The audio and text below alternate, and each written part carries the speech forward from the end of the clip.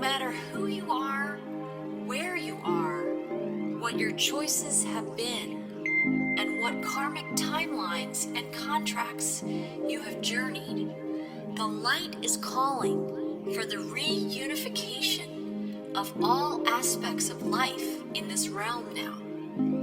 It is calling for the cleansing of all polarities. It is calling for the rising of all sacred heart centers now. All are being summoned home to the greater light now.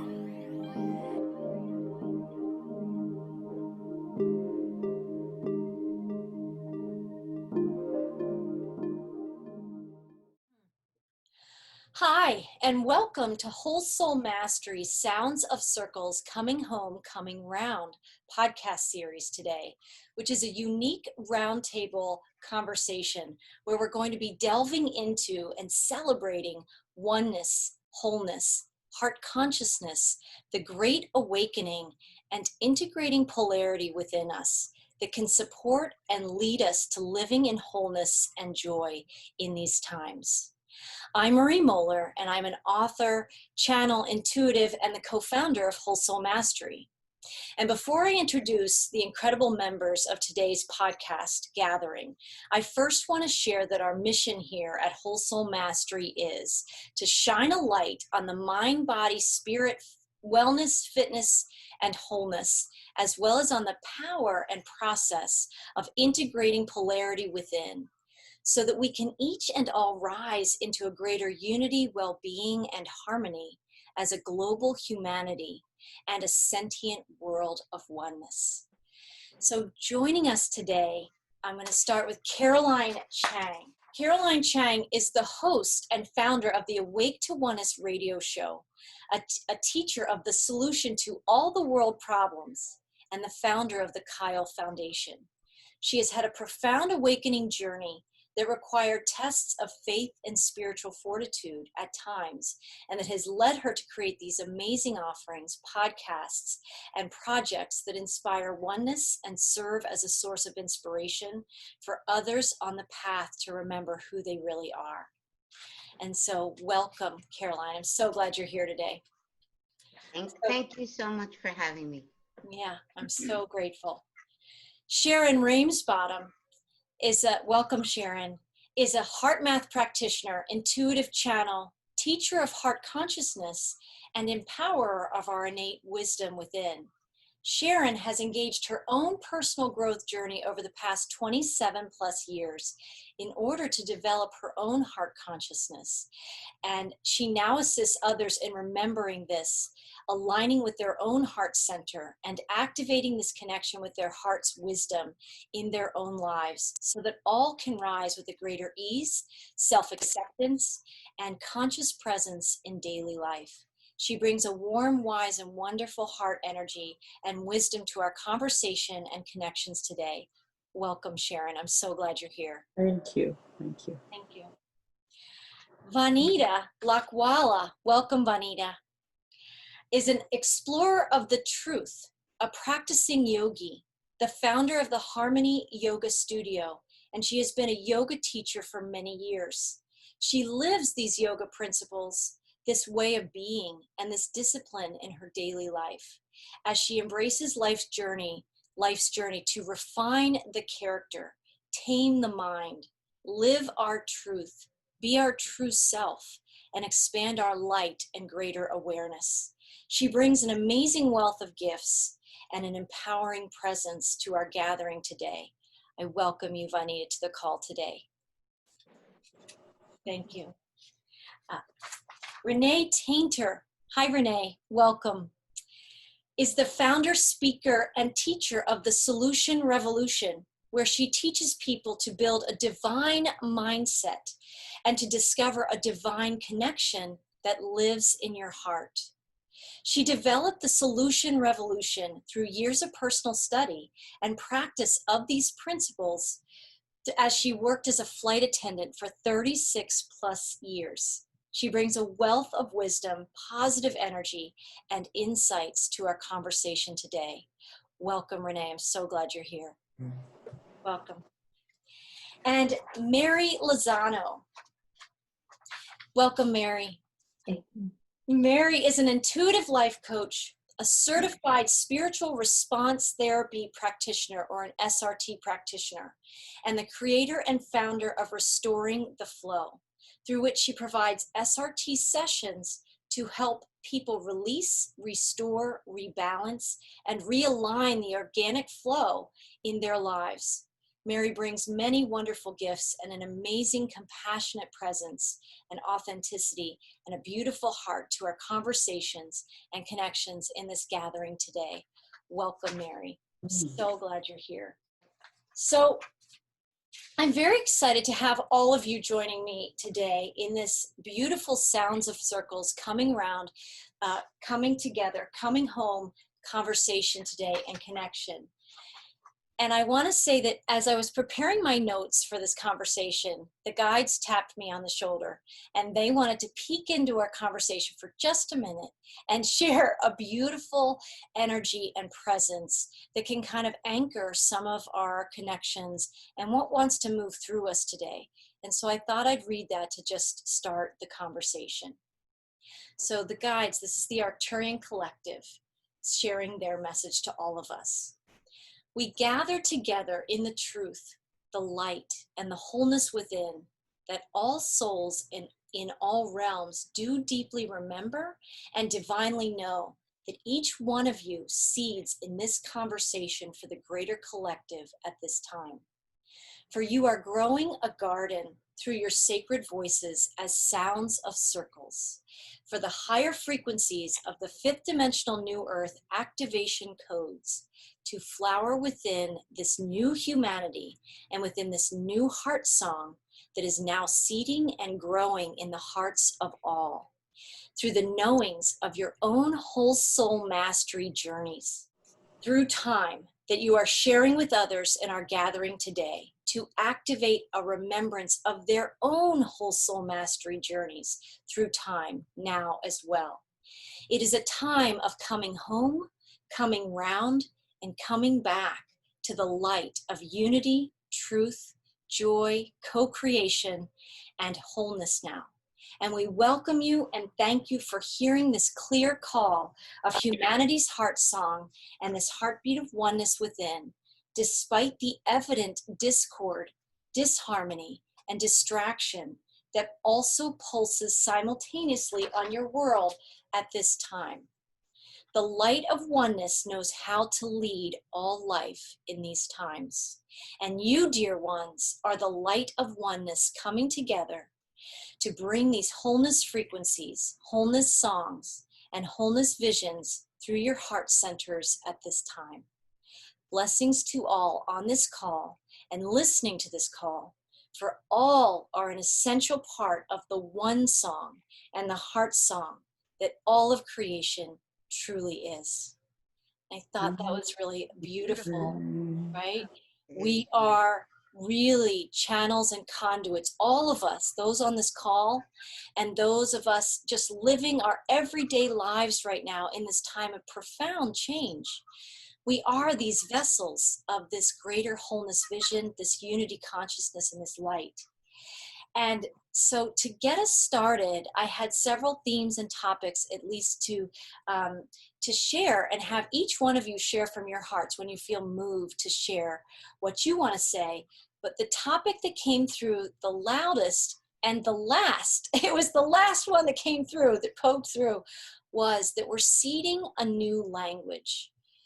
All of us are seeding a new language because as we're in a time of great change, we're moving from one paradigm of consciousness and a living reality to another paradigm of consciousness.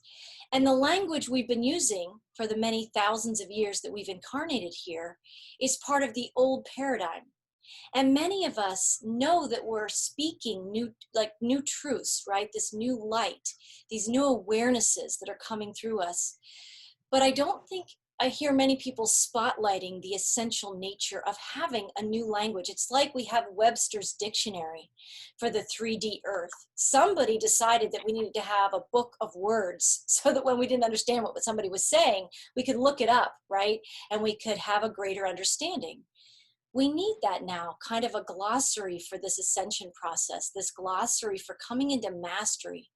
Many people don't even know that they're on the journey of mastery. And so there need to be these, these people like us who step up and share from our hearts, not because we're higher than anybody else. There's no hierarchy in the new earth or in this new consciousness. We're all equal candles in a sun, right? But some of us are more tuned into the vibrations of words and the vibration of the new language that each one of us in our practices with our clients and our students and in our podcasts, right? We've been sharing. But the more we can be conscious of giving this new language to people and helping them understand how important the new language is, I believe the easier it's going to be for other people to find podcasts like this, because the world is going to begin to value what's the new 5D dictionary? Like, how can I get a copy of that new glossary? Because I just don't understand what these people are talking about. But here we are to help people in their path as we're on this bridge between the two worlds. And I just want to thank all of you for joining me in that bridge. And maybe whoever wants to speak first in this new language, I wanted to talk about the concept first of grounding. Right? Because distractions are flowing through all of our lives. We have gadgets and devices that are pulling us every which way in our lives. Many of us before COVID, at least, the global virus at this point, we're very busy in many aspects of our life. And in some ways, one of the gifts and blessings of this virus, if we can call it that, is that we've been able to shelter in place, to go inside, to connect, and it has been an opportunity to ground. And some people listening to our podcast today might say, what the heck is grounding, right? What does that even mean? So, who would like to speak to that, the essence of grounding? Just feel free. Well, I've been grounding a lot lately. Since the weather is nice now, I go to the lake, I put my feet on Mother Gaia, bare feet, and feel her heartbeat and just connect and just meditate for hours now.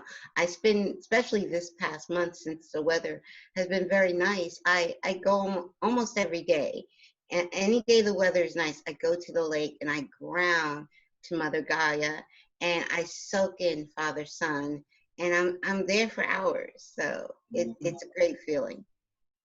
So being in nature, it sounds like, is a great way, to take you into that space of groundedness. And even I use the word neutrality, which is another word we can talk about, but it just takes you at a place of serenity, right? Yes. Yeah. Beautiful. Yeah. So one of the things I like to do when I first wake up is just shift my awareness to the inside of me, to my heart. Because when I was first learning about the now moment and being aware and being connected to the heart and the infinite, and I was still learning all that, I said, well, how do you do that? I mean, because the mind has all these things going on, but that isn't where it is. It's in your heart. So I was trying to figure out how to do that because I thought it was hard to do.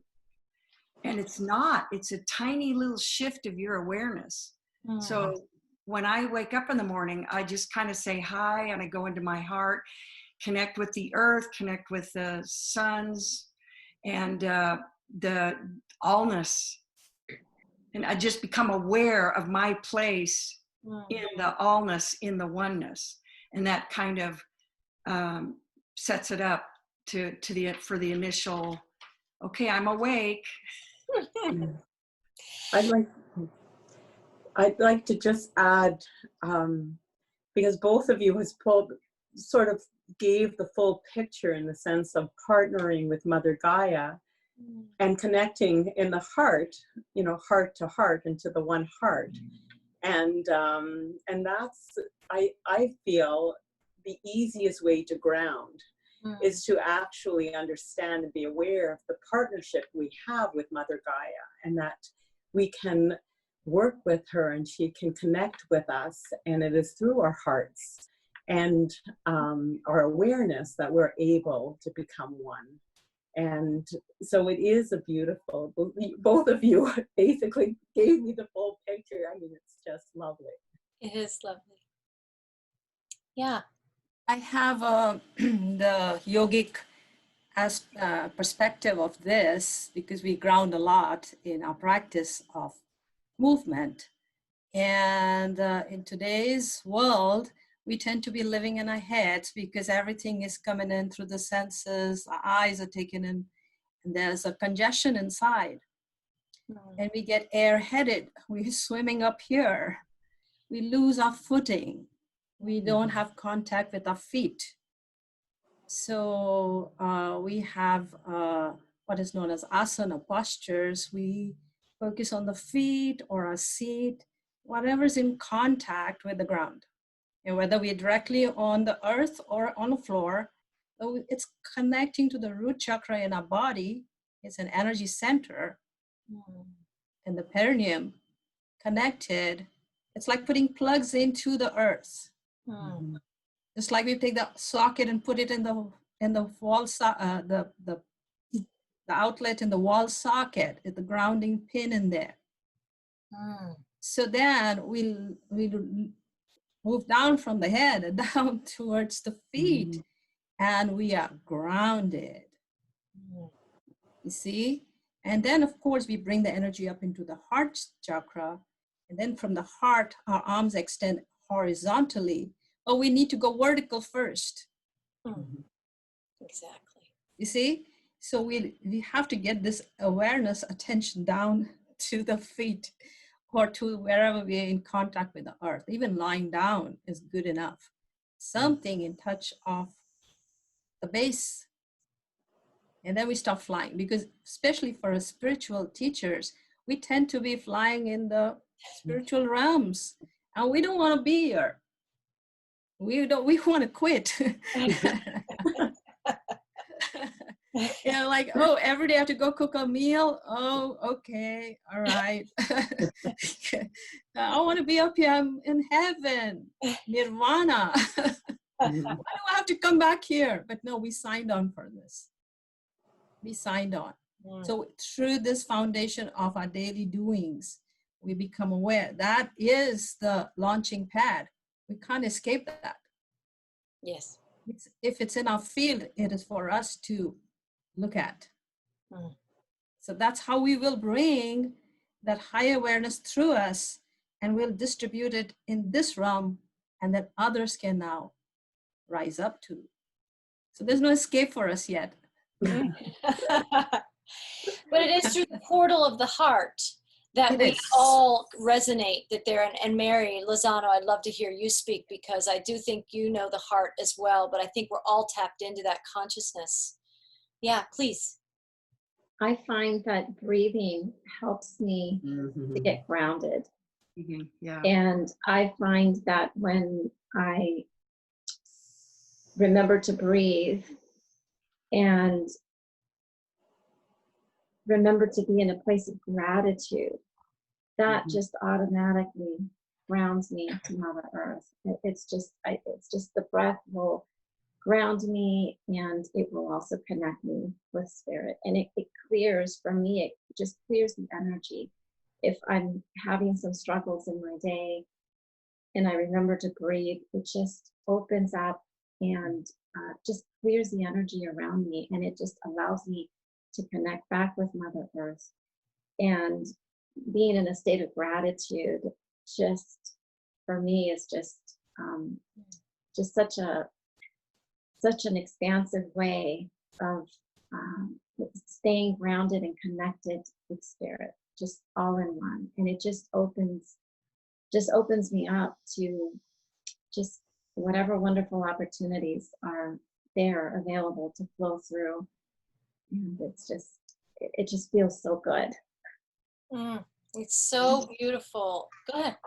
I just wanted to add, Mary, thank you for that, because breath is so important. And there is an opportunity, if you choose, to be able to breathe through your heart. And so, and the gratitude that you're feeling, to be able to breathe the feeling of gratitude as well through the heart. And so the breath can just move in and out of the heart and the feeling as well.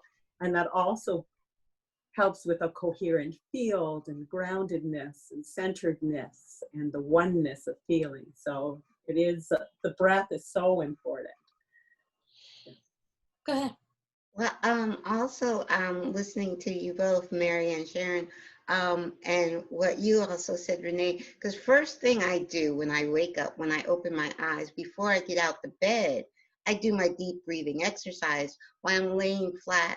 My head is supported by the pillow, but I'm laying flat, and I have my hand over my heart chakra, and I learned that from long ago. I learned that from Greg Braden. I don't know if you guys are familiar with Greg Braden. He's another scientist, and he bridges spirituality and science. And I learned that from him years ago, where you do your deep breathing exercise and you cover both hands over my heart chakra. And I do that for like at least 5 minutes before I even get out the bed. And then the second thing I do is reach for my gratitude journal. And I write down everything I'm grateful for. So the deep breathing, the heart, and the gratitude, and how I start my day. Yes. It's beautiful. And it's so amazing. And at some level, just like the guide said in that introductory message and that prayer they basically gave to us, is that we all do deeply remember. Even the people among us that feel the sleepiest in their own journeys, or, you know, they might hear people like us speaking and say, what is that? Right? But they know inside, we all have a knowing. And when we listen, it's like you listen, Caroline, for like, what was intuitive for you to do? And you attracted somebody like a Greg Braden who is messaging that for you exactly when you needed it. And each of us has started with the breathing, with that connection with the heart as an ally and a partner, you know, that you said, Sharon, and, you know, you, Renee, connecting in with your heart. You know, we all have these inner codes and that template to connect, right? And to ground and to start our days. And even if we forget to start our days this way, we can always remember. I like to use breakfast, lunch, and dinner as a way of my reminder zones, because I'm doing that anyway. And so when I'm having a meal or I'm fixing a meal, you know, I'm tuning in with the consciousness, because I know I'm going to have that every day, right? And so I don't miss it. Whereas I do a lot when I first wake up. If I remember and my alarm goes off and I can just lay there, I do the same thing. As a channel, I've always been very connected to my breathing, because that connects me to the vaster universe of the infinite intelligence, and with spirit and with source. And so when I'm breathing the breath, I'm breathing all of creation, and I'm connecting through my heart center through the breath. And as a channel, I've always connected with source energy. And for me, I visioned it above me, coming like a pillar of light through my body, coming through my crown chakra, through my heart center, and then down through my root. And I always see it. I don't know why, I've just always felt that light going down and tickling Mother Earth's heart, right? So the heart of source goes through me and goes and has a visit with Mother Earth, and they have a reunion. And then I see Mother Earth with joy and glee send her crystal consciousness, her golden crystalline light energies up through my Earth Star chakra, back up through my pillar, through my heart, and back up to source, and tickling source's heart, and having a visit, and they reunite. And so that I'm a conduit of their union. And there's something really beautiful and grounding in that. And then, though, on the days that I wake up and I forget and I get distracted because all of a sudden the dogs need to be fed, or the cat is meowing at me, or somebody's calling my attention, if I didn't take that moment, I've built into my day a check-in at breakfast, a check-in at lunch, and a check-in at dinner, that I can always say, oh, wait, right? I need to connect. And I certainly do it if something comes into my experience. And that's another, part of the grounding that we can all speak to is we're talking about grounding when nothing's distracting us or pulling our attention away or causing some kind of suffering or challenge, because we know it's an important baseline and foundation in our day and in our experiences, so that if something rolls into our experience and we have connected in that grounding, we're much more in a neutral space to meet it from a heart connection, right? To stream with spirit, how we want to respond to that stimulus coming into our experience in that way. And if we're ungrounded, we all know how we can meet that experience more like Renee. Maybe you want to speak to this. There's the human self that wants to respond to a discordant energy, somebody who's looking or triggering us, or somebody in traffic who's just cut us off and we're already late for work, right? There's the human self that wants to have a response. And then there's the higher consciousness self that when we ground, we can tap into that. Maybe you want to speak to just how we deal with those distractions and those triggers. And I also look at it as our job is to manage our energy. And the energy will either come from inside of you or a stimulus from the outside of you that is either forcing a reaction or a response. And that's when if you're conscious and you have grounded, that you give yourself that few precious seconds to decide first to look at the situation, to analyze it, because here it is in your face. And then you have a conscious choice of what you're going to do, if you're going to react or respond, if you want to co-create with what's going on in front of you, or transform it with your energy of letting go or not engaging in what I call the energy game. The human self is engaged in what I call the energy game, where if you are reacting, then it's like you have to react back. You have to be like the ball in the pinball machine, where you can't say that to me. Who are you to, and the pinball's going all over the place. But as a conscious creator, and you're choosing how you're going to manage the energy, because you're at a pivotal point. You're at a point of choice.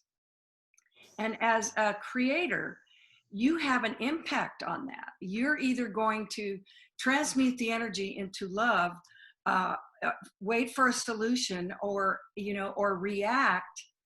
And that's what I was learning, how if you just jump into your heart, it has its own consciousness, its solution, it's the infinite wisdom, the infinite light, the love. Love is always the answer, no matter what it looks like. You don't have to know what it looks like. If you connect with your heart in that moment, you will be shown. You will be shown either to back off, to step in and give somebody a hug, or whatever. So I call that managing your energy, because, and you can't do it all the time, because sometimes the human side, I do the human over here on this side, and the divine over here where the heart side is.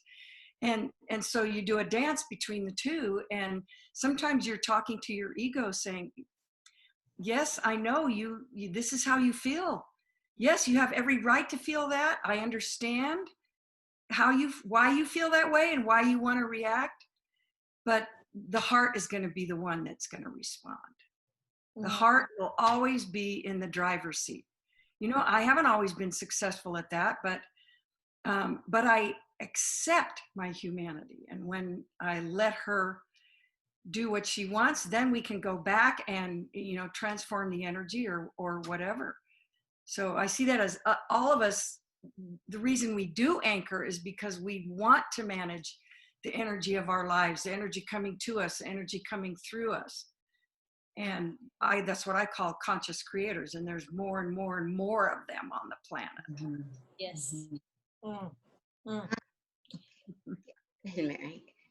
Oh, I was just I'm sorry. I was just going to say, I agree with you 1,000%, Renee. And what I do is take that conscious breath, and I learned that word from Marie. I take a conscious breath, or something, suddenly appears, and it's calling my attention, but I take a few conscious breaths, and I also become the observer. So quantum physics talks a lot about the observer. We don't necessarily have to, not in that moment, because we can actually freeze time. We're that powerful. So I take a conscious breath, I become the observer in that moment. I remember that I'm creating whatever is going on, because I'm creating my experience. So, and I'm creating it for my highest good, regardless of what it is. If it's a car accident, whatever it is, I created this moment, and I'm creating it for my highest good. So I can observe it before I do anything, you know? And so I become the observer in that moment. And then I know to always respond with love. That's kind of how so it may seem like a long time for me to react, or not react, but respond, because I'm doing those steps first. Yeah. Yes. Yes. Mary, you were going to say That's something. beautiful. Yes. I also find that when I am in a situation like what you described, Renee, and yourself, Caroline, I look within to determine, why is this being presented to me? What is it in my consciousness that would benefit? You know, what is the learning here?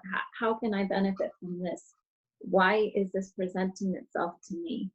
And what do I need to clear within my consciousness or subconsciousness that's created this?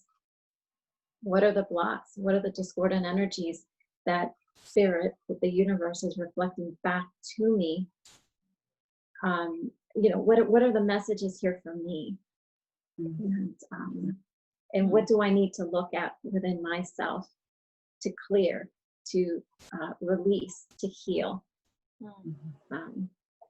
so that I can move forward from these experiences, so that they don't have to keep showing up for me. Yeah. Right? Yeah, Sharon. I just want to also just celebrate everything that you have said. There's so much wisdom between the four of you, all of you. And I just wanted to add that we talk about love, and I just wanted to say that for me, love is unconditional acceptance. And so if we can look at everything that all of you said really is the blueprint, right?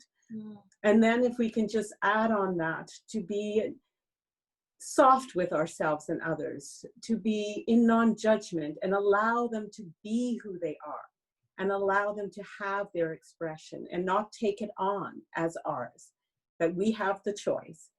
We can see it as an opportunity. We have all of this.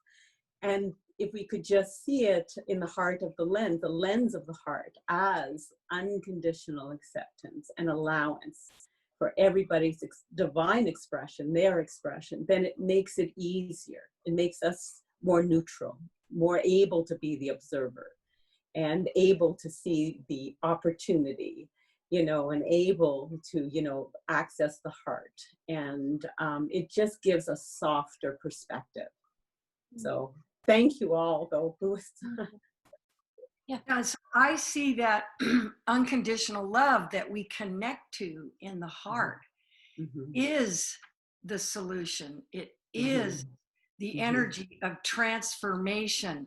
And as I started practicing disengaging from the energy game, from the ego's urge to step in and appoint itself a committee of one to teach that person a lesson. When I started to disengage and go into my heart, it was like effortless. It's effortless, because I call it the first nature. I call it first nature. And then as you start seeing how it actually transforms right in front of you, because your response is now coming from your heart. It's not coming from your mind or your ego or a judgment or the same person that you've worked with or whatever. It's now coming from the heart with, as you said, Sharon, with that unconditional love, that heart sees everyone as a divine human. And I started walking through the plane, seeing every person as a divine human. And just that awareness, I mean, they didn't know they were divine humans in that moment, right? But I was seeing them, and I was seeing the power of that vision that comes from the heart. It doesn't come from the mind.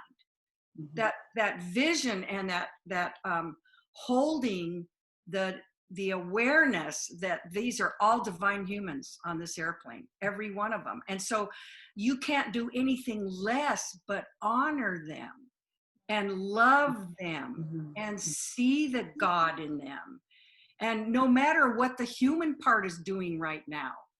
And so when you can approach a situation like that, then that love surrounds it, and everything gets transformed. The energy of that moment gets transformed, and all you are is a conduit, and you just open your mouth or step back or do a hug or offer a Kleenex or whatever it is. And then you are part of that solution and building peace on earth, because right there in that moment, you took a situation that could have gone a different way, depending on what you chose, and you transformed it, and everything around you got transformed in that moment. And that little section of the planet right now, that moment in time, got transformed into peace on earth. And that's how I see how everybody builds peace on earth, whenever we make those choices to love instead of anything else. Juanita, did you want to share something?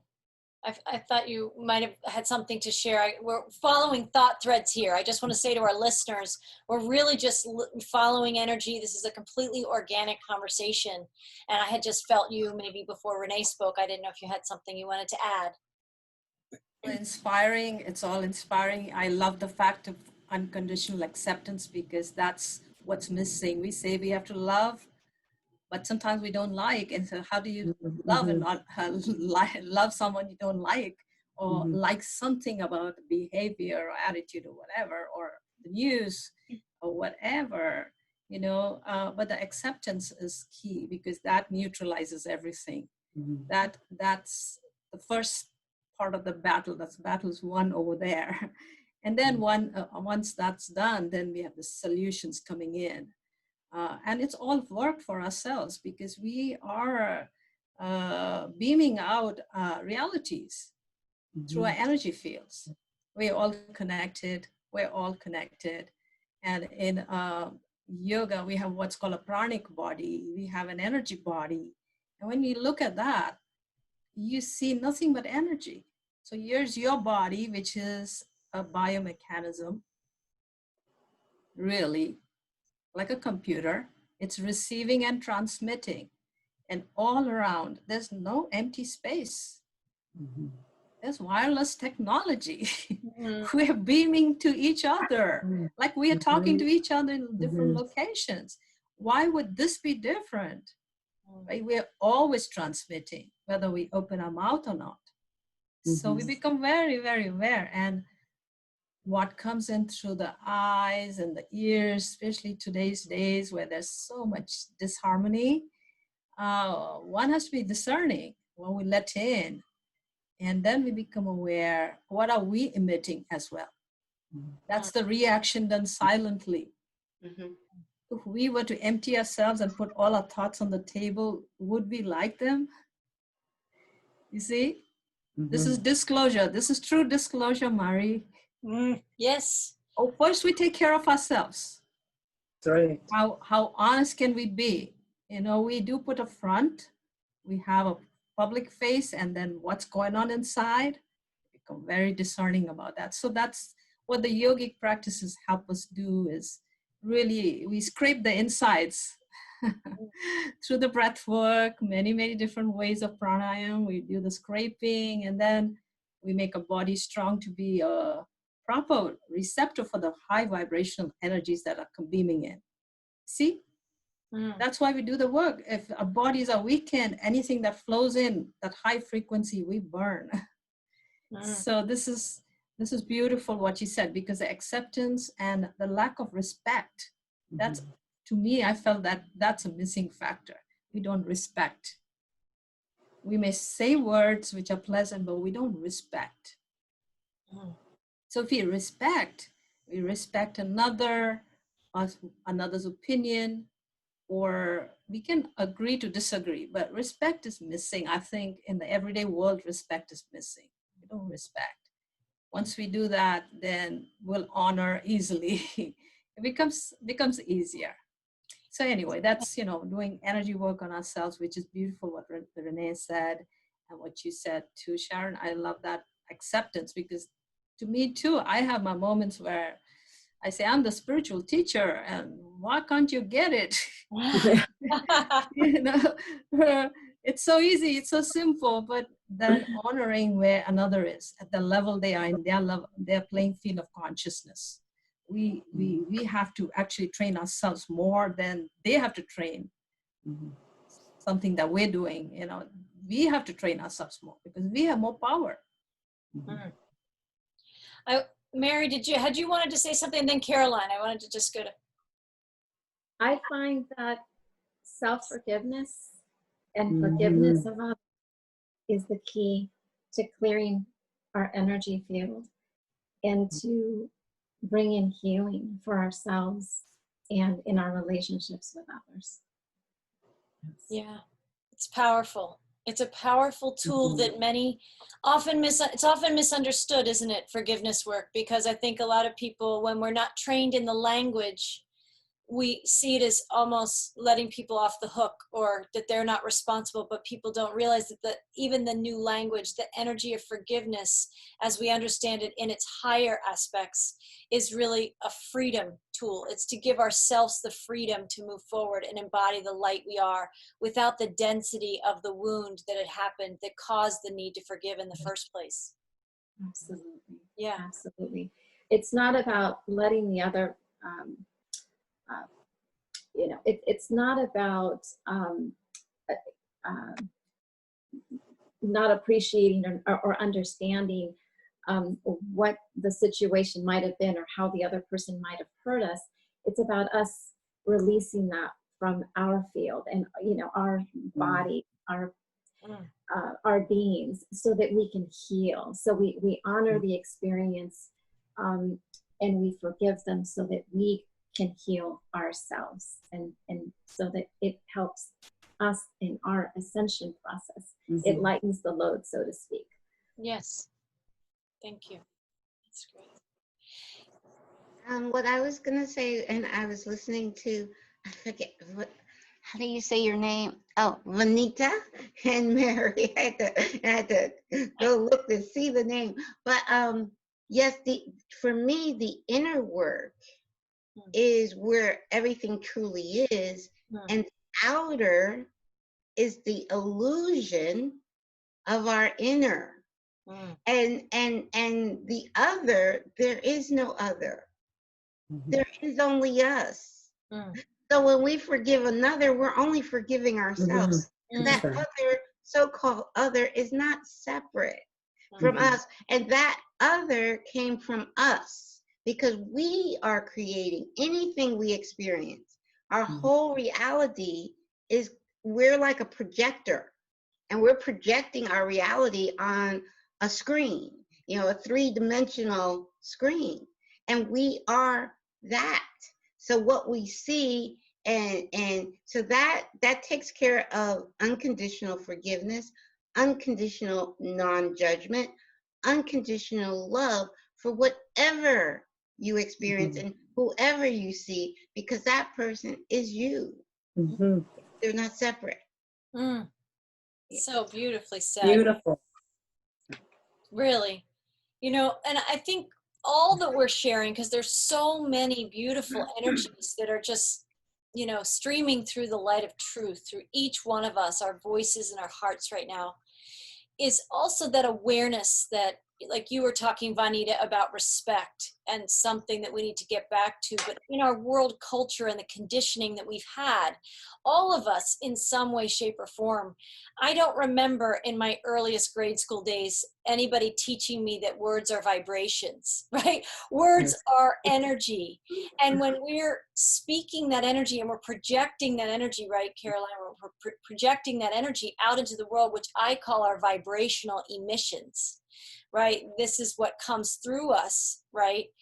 That one of the first things is to realize a lot of people don't even understand that even respect is an energy, right? And oneness is an energy, and the heart has an energy. And when we say those words, you might be able to speak to this, Vanita. I don't know, or if anybody else knows this, but I know just a little bit. I know a little bit of things about a lot of things. So I know the Sanskrit language. It's an ancient language, right? Kind of like Latin, that is not a, what is that? A language we use today. It's kind of obsolete. But Sanskrit, every syllable in every word meant something. And by the mere word, everybody understood the vibration being communicated. And in this way, if we got back to that, our names are a song.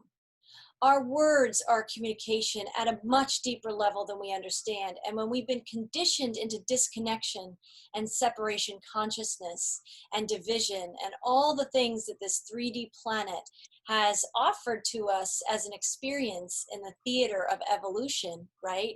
We've disconnected from this Sanskrit understanding that words have power, because words are energy and words are sound, and we're sounding into the world every time we speak, every time we communicate something with words. And so I know there are some indigenous cultures, even in the Native Americans. One of my main guides is a Native American, and he doesn't speak very much, because the more he speaks, the more power he feels he loses. So it's very powerful.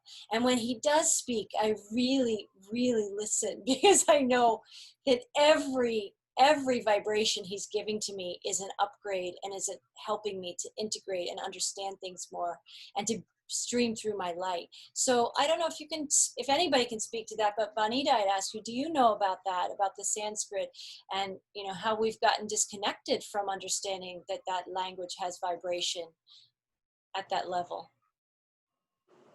Light language, actually. Light language. And so the mantras, the sounds we make, we sing out during a yoga class, or we use those chants throughout the day, actually. They're high vibrational sounds. They're very, very short, and very easy to remember after a while. But they are high vibration sounds. In fact, last week during the solstice, I did a 2-hour japa yoga practice, which is Nada yoga and japa yoga, meaning it's all about sound. Because the teacher mentioned that first the world was created out of sound. There was consciousness, and then there was energy, and the two came together, and there was a sound, and then there was creation. Big Bang, as we know, through the scientific community. But the consciousness without the energy, which is Shakti, nothing happens. But when the two come together in union, and that happens in our body, because we have both in our body, we have the masculine aspect, which is Shiva, and we have the feminine aspect, which is Shakti, and that's the energy. The two come together and they activate our chakras, and then things happen. So the same thing, the sound that's created is the creation tool. As we speak, we are right now I'm creating something. And this is why we're so discerning of the words we use. Every word creates. So a negative word does what it does, and a positive, loving word does what it does. And the tone we use, everything. We have the lower tone we use sometimes when we're chanting, or the higher pitch, but usually it's lower. So understanding that Sanskrit is right now not used in everyday language in India, but the the languages that were derived from it are, and I use the Hindi language.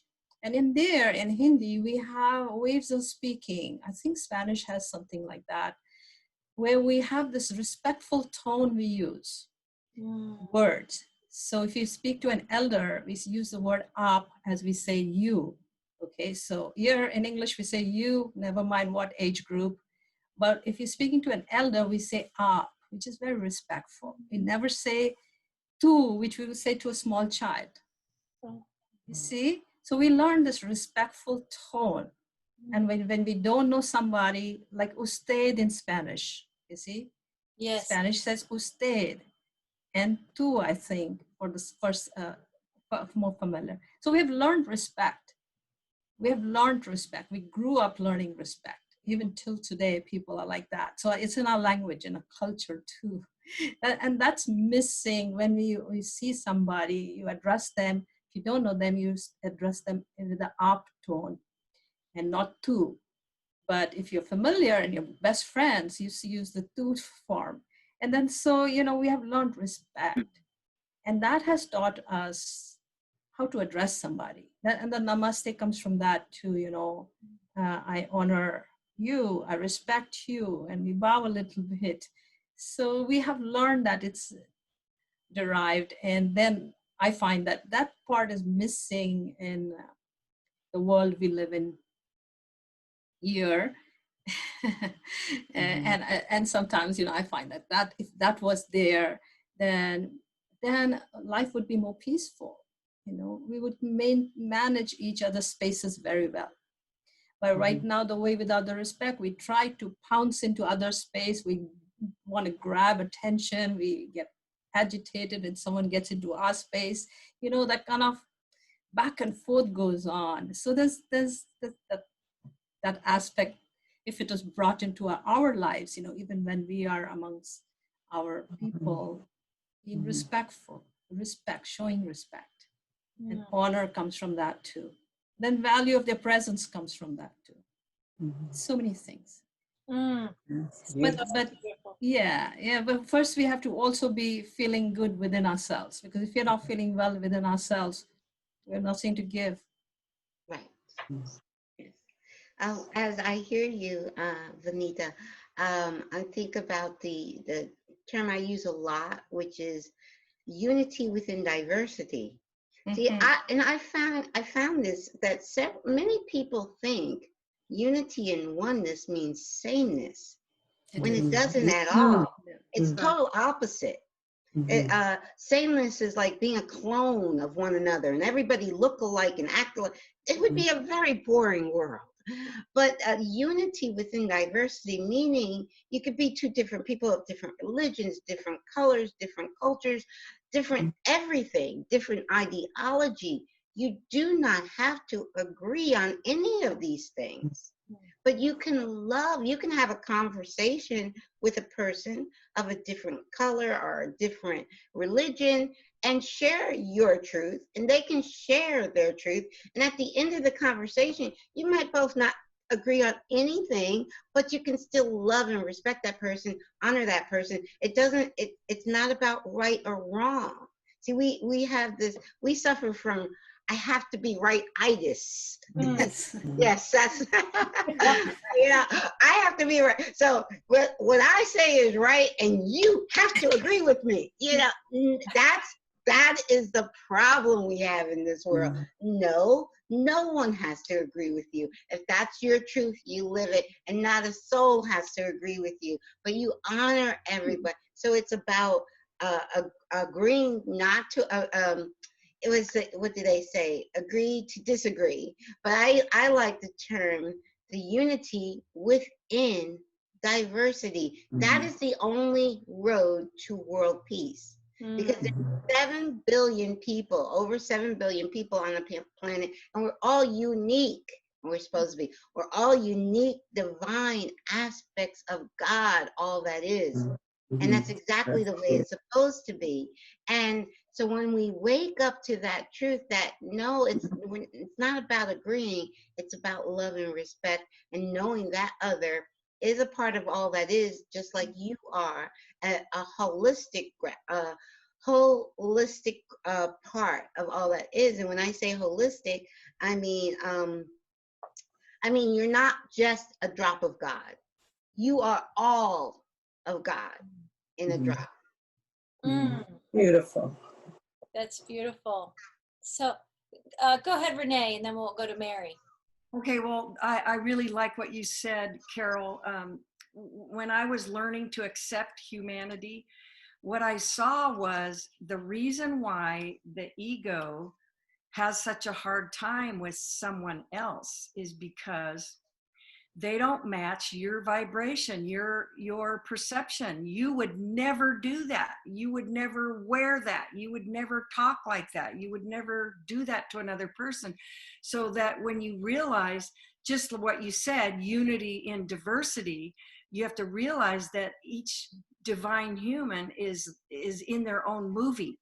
And when you meet them for the first time, that's where they are in their movie, and this is where you are. And I happen to be on an airplane and at work and stuff like that, but I don't need to know the rest of their movie in order to accept them right where they're at, and that's where they are. And who knows what's in their movie? Maybe they just found out they had cancer. Maybe their mom just died. It doesn't matter, because they are, my spirit told me that strangers are family you haven't met yet.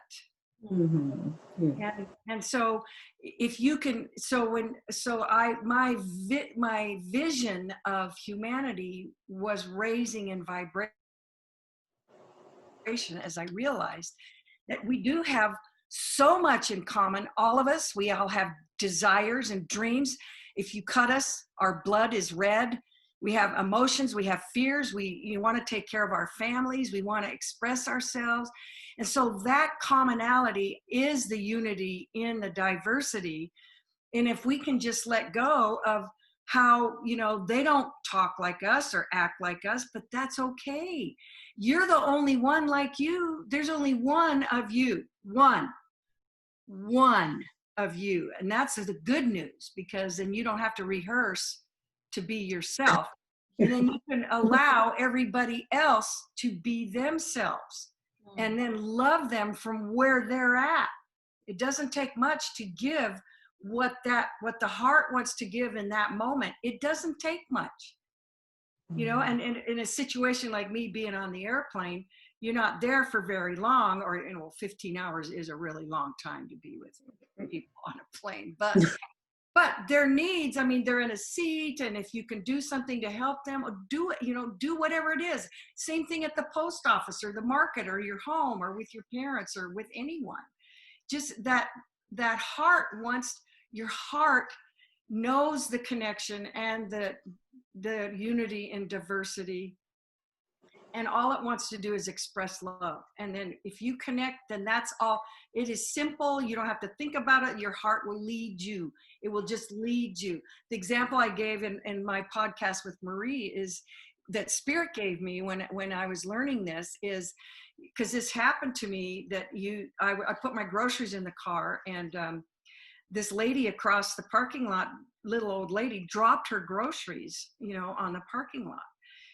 And so I was like halfway across the parking lot before I even knew what I was doing. And so Spirit pointed out later that you didn't lean up against the car and say, should I help her? No, your heart literally came out of your chest and said, we're going over here right now. And that's exactly how it works. When you're connected, you just, whatever is going on in your stream, you're helping, you're doing this, you're talking, you're hugging, you're saying hi, and words of love and all that. That's, so that's when you said unity and diversity.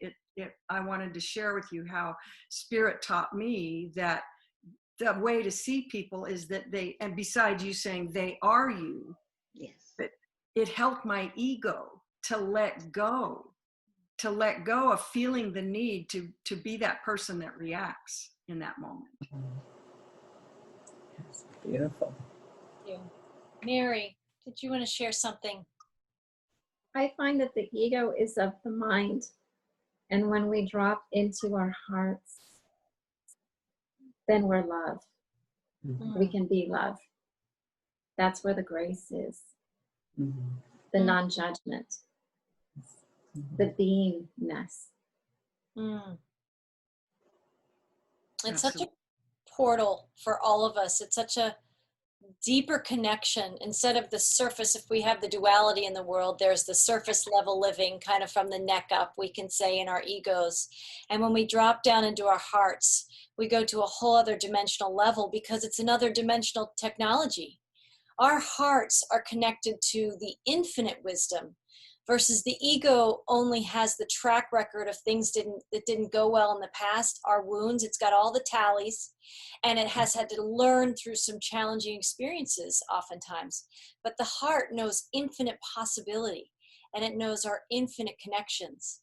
And when we move into that, like you said, in the portal of our heart centers and move into that love and that unconditional acceptance, when we can move into that, it knows the way and it knows how to lead us, and we don't have to go to school for it. It's like you said, Renee, your heart was already leading you across the parking lot. You didn't need to say, now, is there a class for that? No, is there a certification in generous love and unconditional love and help? No, we know how to do this. We've already journeyed this in so many realms. Adrienne Elise is another speaker teacher, and she talks all about how we've already mastered all these things in so many other timelines. And I know too, my guides have been saying that all the skills that we have, we've already mastered mastery, right? And we just have to let it flow through us and shine through us. And it's the heart that has the ears to listen in a higher sensory, sensitive, with our sentient systems way. So that was really beautiful. And one last topic, I'm not quite sure exactly when we started, but I'm just going to say, if we can, if we feel moved to speak, I wanted to bring one more topic into our conversation as we seed this new language. All of us in our own ways are aware of the great awakening unfolding on the planet. There is a consciousness shifting on this earth. The earth is rising in her frequency, and there's a new requirement that we have to become frequency specific to the new earth. And in that great awakening process, if any of you wanted to add something, and we also have Independence Day coming up in the United States, celebrated on the 4th of July, right? But this year in 2020, which I have said in many of my channelings, that it's the ultimate year of clear soul sight. As we're getting clearer and clearer in that soul sight, which means tearing away illusions and releasing things that no longer serve us at a level of commitment that even the 6 of us might be surprised this year. I mean, the level of commitment we have to living that clear soul sight, to living our truth, to being honest and authentic when we're not in our higher selves, when we are in our lower vibrational human self that's struggling. This is all part of 2020.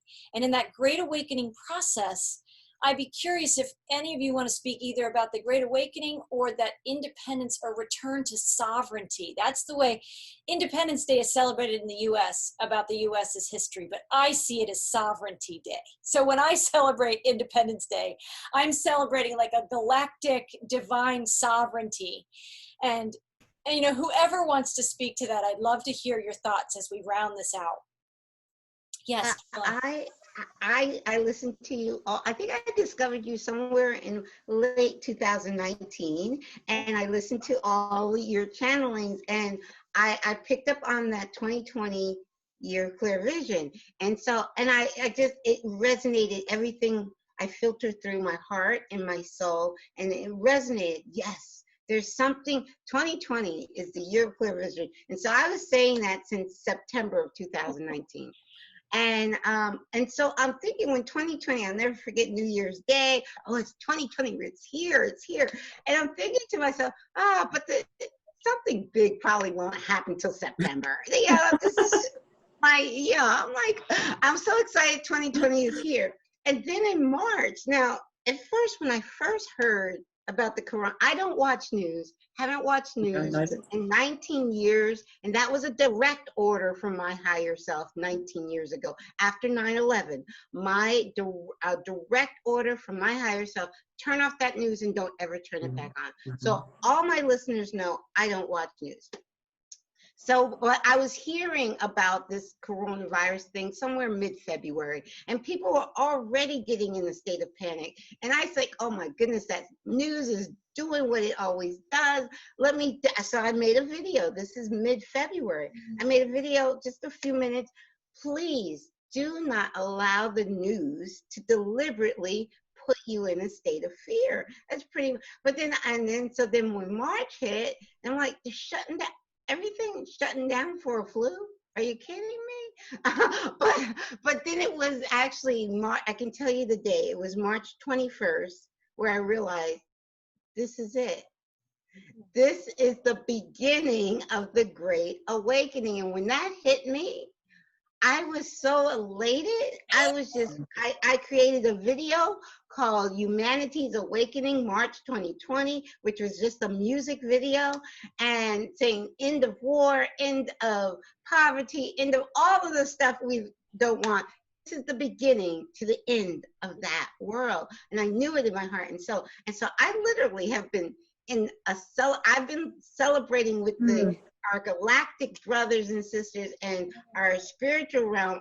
I know they're celebrating. I'm celebrating with them.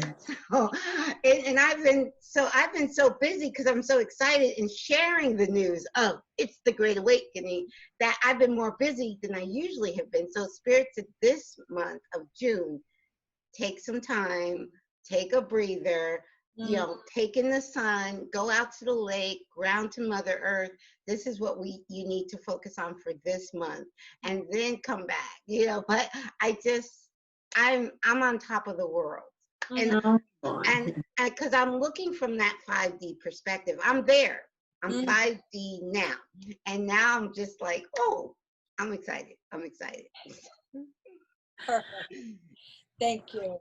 Gosh, Sharon. I just, Carolyn, thank you for that. And what a celebration. I mean, really, I feel it, the joy that's emanating from you. And it is a celebration. And we are becoming the sovereign divine beings that we truly are. And I think that that's what the awakening is that we are really understanding that we are divine in form, that we are individuated aspects of the divine in form. And so all of it needs to be celebrated, our divine aspect of ourselves as well as our form, that we need to be able to braid, that our higher self braids with our small self, and that everything is in love, because that is divine, that is source.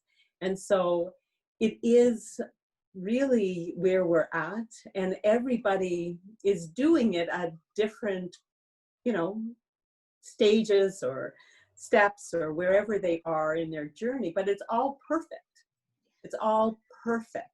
And that's what we really have to just accept, the whole perfection of everything, that whatever is in front of us and inside of us, and just awaken with grace, because that is what we're here to do. It's to awaken with grace. And I think we're heading there, even though it might look chaotic. I believe grace is woven in throughout the whole thing. So anyways, it's so, yes. Beautiful. Did anybody else want to speak? Renee. Okay, so I found Marie probably little over a year ago, and I love the messages from the Arcturian High Council.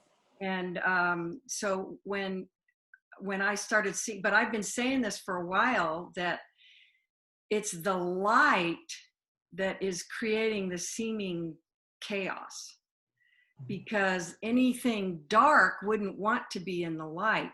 So in the latest transmission, or the one before, I loved this sentence, is that the light is illuminating anything that is consciously, that is not consciously living in the divine consciousness. So if anything is living outside of that, of source, meaning that it's not connected to source.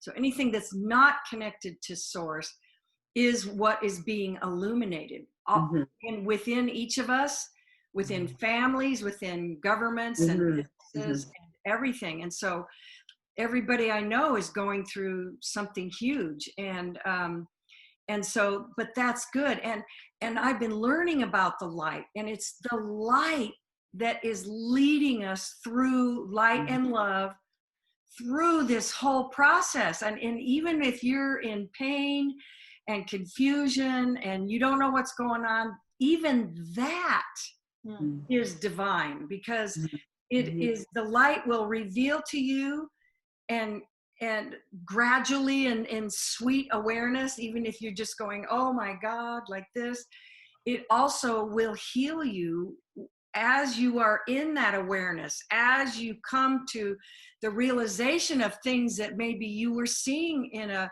incorrect way, or how your behavior or whatever else. That light has, we can totally trust and rest in the comfort and strength of that light.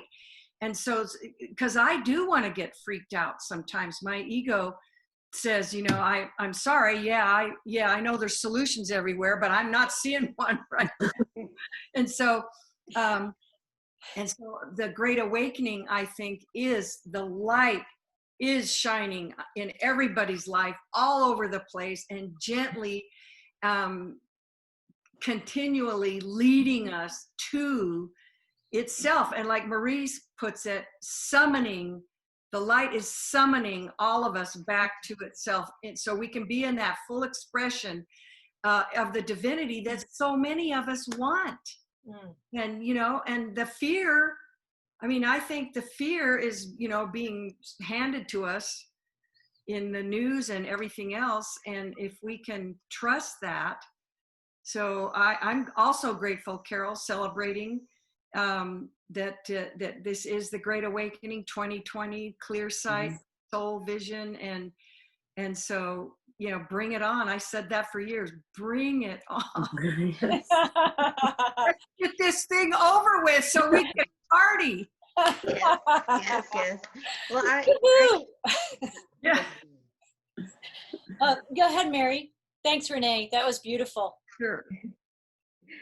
I find during these times that if I surrender the situation in faith, in flow, in trust to the divine, that everything just unfolds organically, beautifully. I feel like I just hand it over. If I'm facing a struggle or something, you know, the light shone on something that I'm having some challenges with, I surrender it. And Spirit shows me the way. Spirit clears the path. Spirit brings in that golden light of clarity to assist me in moving forward. Beautiful. one of the things I wanted to say when you were talking earlier, Marie, about the word challenges, the thing is, our challenges are our greatest blessings. We don't see that from the human perspective, but every challenge is our greatest blessing. And right now, the world globally is in this challenge. So that's why we're having that mass awakening, because everybody on the planet is getting challenged right now. And it's a celebration because it's the greatest blessing. What's happening now is our greatest blessing. And you know, you have to pretty much tear down the old to birth the new. I always say right now we're in the midst of labor pains, and labor we are ladies here. We've been through that labor, and labor pains is not pleasant. But that's what we're in the midst of, labor pains, and we're birthing a new earth. And it's just, once you have that new baby in your arms, you totally forget about those labor pains. They were nothing, you know? So it's just, yeah, it's so, that's why I said, and this time from mid-March to now, I've truly been able to see what they say, because your vibration creates your reality. I have seen that. I've been so I'm on this high, and I have been experiencing nothing but bliss these past 3 months. Even my neighbors seem nicer, and we're actually, I live on the cul-de-sac, and we've been having like a block party almost every night. It's like, it's crazy. It's like, and they're not that they're of any kind of spiritual awakening. They're just like, hey, I don't have to go to work, I'm partying. It's like, it's just everywhere I go, it's just love and light. And so I'm like, okay, I'm creating this, because I don't normally experience life like this. It's my high vibration that is creating this bliss that I'm experiencing. So, Absolutely. Beautiful. Absolutely. Monita, did you have anything else to share? And then I was going to close us out. Agree with everybody. It's about the vibration we hold. So the next 5-6 months of 2020, we just focus on what we are for rather than what we're against. You see? So we just focus on what we're for, and we imagine the world we want to live in, focus on that and see it grow, like Caroline had that experience. I have the same experience. It's like a buffer, a balloon, or bubble around, and much to be thankful for. So I give thanks all the time, every moment, and then that brings on more of that. So it's quite simple, really. And I'm so grateful that we can share this online with like-minded individuals. Yes, thank you. Thank you. Sharon, please. I was just, as you were talking, Benita, I was wanting to just add that no matter what circumstances you are in, it is always an opportunity, and you can meet that with joy and celebration, even when it's difficult. And so you bring to it the vibration that you are. And if you are in joy, and if you are in celebration, then anything that is in front of you can be met that way. And so, and that, of course, then creates more joy and celebration as you meet that in that vibration. So just for people that are dealing with circumstances that are, difficult at this point, that they can add to, bring their own vibration and help. And it changes then. It becomes an opportunity. It is the opportunity. So just wanted to. That's beautiful. Mary. We're setting a foundation for how we see or how we want to experience our future. So this is the time to bring in the intentions for prosperity and abundance and joy and harmony and friendships and love and just goodness in our lives. It is time. It is time. Did you want to say something, Caroline? I just wanted to say that to what Sharon was saying, the Bible quote, "Count it all joy." It's in the Bible. That came to me. Count it all joy. And I also just wanted to point out how important this year of 2020 is. It is truly, I listen to a lot of channel material, and it's talking about the point of no return. And the date for that is December 21st. It's the winter solstice. So we have almost exactly 6 months before the end of this point of no return, meaning what Benita said, focusing on the world you want to see. It's so, so, so important this year, because from the channel information I'm getting, next year it's not going to be that easy to get on that higher timeline. Right now, we can jump like timelines easy as day in this year. But when that window closes after the winter solstice, the end of this year, it's going to be harder to get on a higher timeline. So it's very important, not impossible, because nothing's impossible, but it's, why do that? If it's real easy to get on a high timeline now, why wait till next year? Why make it harder for yourself? This is the year 2020 to keep your focus on the world that you want to live in. So important. I just wanted to. So important. And these co-creative conversations, these co-creative connections where we bring our light and that belief in that new beautiful energy that's opening up, and the blessings, you, like you're saying, Caroline, that inside the challenges there are these blessings. If we can focus on the blessings, we'll move through the challenges with a greater ease and flow and grace than our minds can even think to resolve. I mean, what is it, Albert Einstein? We can't solve the problems with the same thinking that created it. It's not even going to be thinking. It's our hearts that know. We know this energy, and I'm so grateful to all of you for coming together with me, co-creating this conversation. There are going to be many more to come. And people listening to this, I just wanted to add, in terms of the Great Awakening, when you were talking about the news, the light is the news now. That's what the news is. It's the light. And whatever that's exposing, even if there's an underbelly of the light, because the darkness and the shadow exists within the light, it's still, the light is still the news. So if you can look for the light in whatever information or interactions or triggers or challenges we're experiencing, it is in there. And that we are rising together in this new energy. And when we come together, when we can have these block parties, right? When we can come together in emails and exchanges and all the things that we do with such presence in that grounded awareness.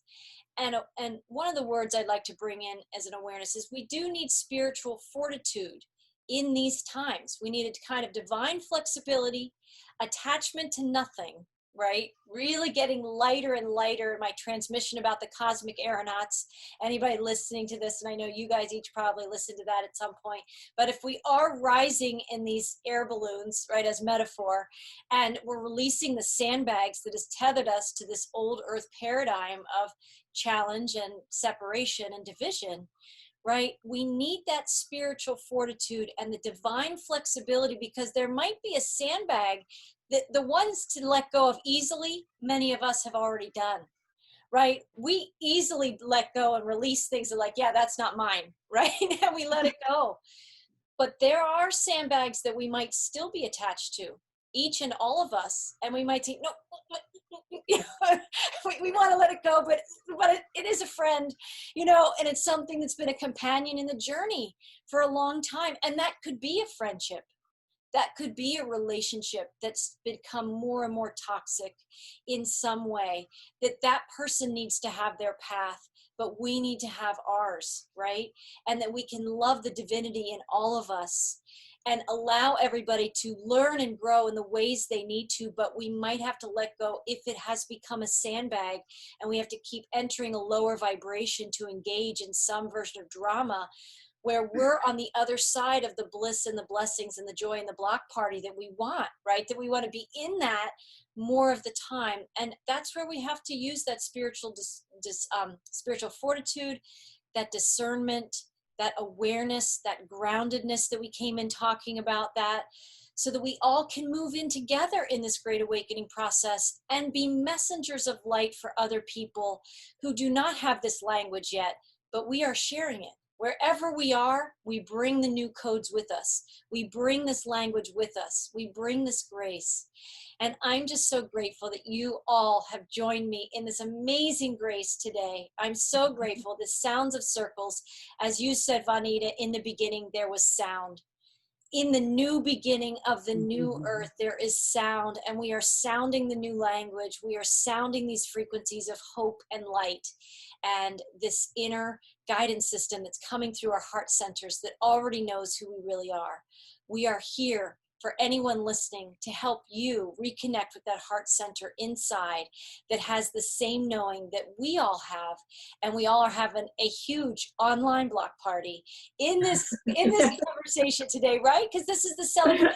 And on July 4th, if we haven't podcasted again before then, I want to celebrate with our listeners, whatever country you live, whatever corner of the world, wherever your heart energy occupies in any given moment, take a moment on that July 4th day and celebrate your sovereignty, celebrate the Earth's emancipation, because that's the way I view it. It's a much bigger holiday than just an American holiday, the way I see it. So let's celebrate that Divinity Independence Day, that Galactic Independence Day, and the light we're all returning to. And I thank you. And you can find out more about all of these podcasts, more inspirations, products, eventually courses. They're not made yet, but on wholesoulmastery.com.